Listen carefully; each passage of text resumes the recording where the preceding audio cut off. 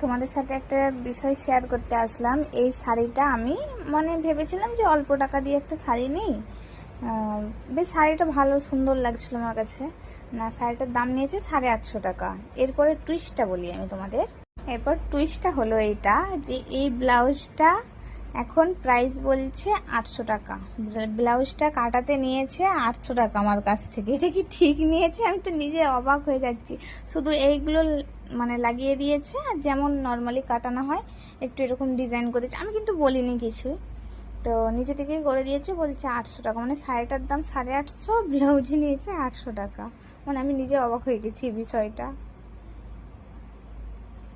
আর ব্লাউজটা আমাকে দিয়েছে প্রায় 1 মাস পরে। শাড়ি ব্লাউজ আমি দিয়েছিলাম আমার বার্থডের পরে। এটা আমাকে বার্থডেতে দিয়েছিল, যেহেতু আমার হাজব্যান্ড বার্থডের পরে দিয়েছিলাম 20 তারিখে, আর আজকে 16 তারিখে দিল। আগের মাসের 20 তারিখে দিয়েছিলাম।